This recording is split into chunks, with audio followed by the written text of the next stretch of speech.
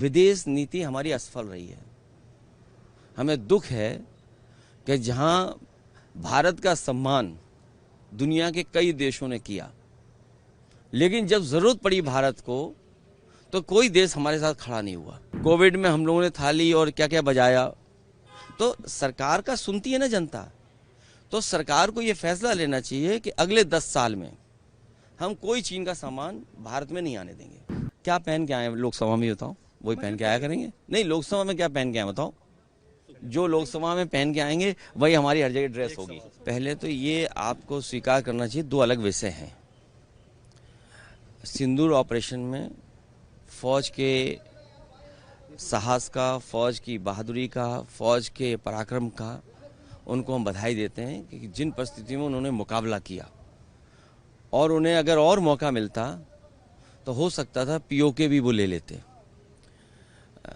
जहाँ तक पहलगांव का सवाल है, जब चर्चा पहलगांव पर होगी, उससे पहले भी एक घटना हुई है, आखिरकार उसकी भी जानकारी अभी जनता को नहीं मिली है। और आप तो जागरूक लोग हैं, पहलगांव में क्या हुआ और उससे पहले जो हमारे जवान शहीद हुए थे उसकी भी जानकारी और सच्चाई अभी तक नहीं मिली है। तो आखिरकार आतंकवाद और आतंकवादी घटनाएं बार बार क्यों हो रही बीजेपी की सरकार में, सवाल तो यही है। और फिर अगर घटना पहलगांव की हुई तो जो टेररिस्ट थे वो आसमान खा गया उन्हें, क्या जमीन खा गई। और इसको आखिरकार वो टेररिस्ट कहाँ हैं, उनको पकड़ना, उनके बारे में जानकारी होना, इस सरकार को जवाब देना है, क्योंकि सरकार इस पे जवाब दे सकती है। लेकिन पी चिदम्बरम का जिस तरह का बयान आया है कि इस बात के क्या सबूत हैं कि वो आतंकवादी जो पहलगाम हमला हुआ था वो पाकिस्तान से आया, इस पे सरकार ही जवाब दे सकती है। और कांग्रेस भी दिल्ली की सरकार में रही है तो वो पूछ सकते हैं, उनके स्रोत होंगे, उनकी जानकारी होगी। और एक सवाल सर, उत्तर प्रदेश से, उत्तर प्रदेश के जो मुख्यमंत्री हैं, सबसे ज़्यादा दिनों तक मुख्यमंत्री रहने का उन्होंने रिकॉर्ड कायम किया है। ये कोई रिकॉर्ड होता है?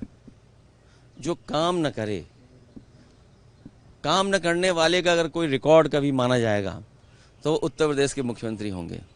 और दूसरे का काम अपना काम बनाना, और डबल इंजन की सरकार। सोचिए, अभी तो दिल्ली वालों को ही नहीं पता है कि वो अंदर ही अंदर सुरंग खोद रहे हैं।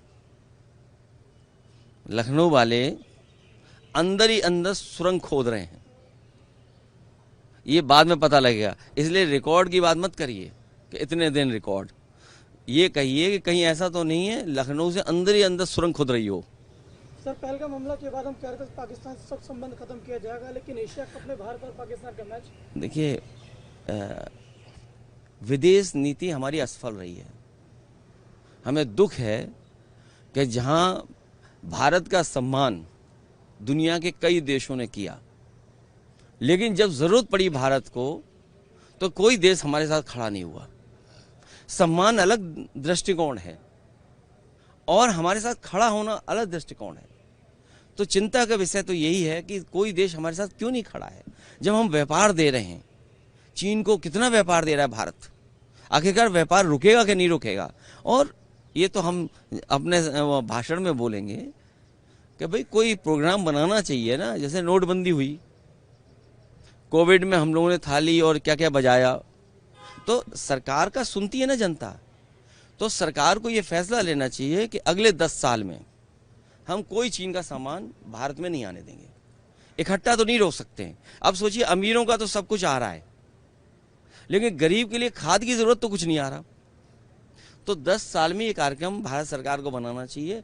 जैसे हम सब लोगों ने समर्थन दिया था भारत सरकार का, तो ये सरकार भारत की एक कार्यक्रम बनाए कि अगले 10 साल में हम लोग स्वदेशी अपनाएंगे और चीन का कोई सामान नहीं लेंगे।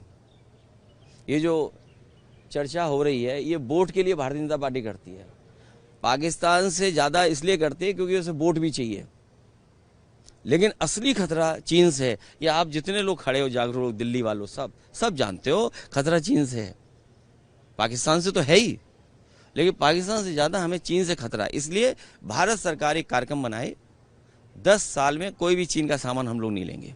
पाकिस्तान के साथ आखिरी सवाल सर, कि आरएसएस प्रमुख ने कहा है कि देश का नाम ट्रांसलेट नहीं होना चाहिए, भारत का भारत ही रहना चाहिए। नहीं, हिंदुस्तान भी अच्छा नाम है। हिंदुस्तान बहुत अच्छा नाम है, हिंदुस्तान के नाम में कोई कमी नहीं है। और भारत भी होना चाहिए, इंडिया भी होना चाहिए। इंडिया के साथ कौन था? हम लोग तो भारत के साथ थे, हिंदुस्तान के साथ थे। इंडिया के साथ कौन था? ये जो कहते हैं ना नवाजवादी, सुना होगा आपने कभी कभी, हमारे लिए नवाजवादी कहते हैं। दिल्ली में भी कहा, यहाँ एक कोई सांसद है हमारे नवाजवादी कह रहे हैं। आपको उनको पता नहीं है, बीजेपी में नए आए होंगे हो सकता, या बीजेपी का इतिहास नहीं पढ़ा होगा उन्होंने। बीजेपी के जो सबसे पहले राष्ट्रीय अध्यक्ष बने, उनके प्रस्तावक 5 बार के नवाजी थे। और जब अधिवेशन हुआ, उसका खर्चा भी कुछ लोगों ने उठाया था। ये विषय आप पर है, आप लोग रिसर्च करके सच जरूर जनता को बताना। सर, एक मौलाना ने सवाल ही उठा दिया था कि जिस तरीके से पहनावे को लेकर से वहाँ पर गए थे मस्जिद को लेकर, क्या पहन के आए लोकसभा में, बताओ? वही पहन के आया करेंगे? नहीं, लोकसभा में क्या पहन के आए बताओ? जो लोकसभा में पहन के आएंगे वही हमारी हर जगह ड्रेस होगी।